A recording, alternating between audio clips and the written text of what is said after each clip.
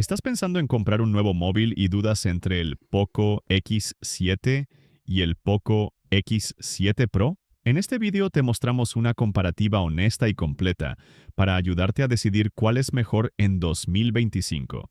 Probamos ambos modelos y analizamos las diferencias reales en diseño, pantalla, batería, cámara, rendimiento y extras como el IR Blaster y el NFC. ¿Vale la pena pagar más por el Pro? ¿El X7 ya es suficiente para juegos y fotos? Te lo contamos todo.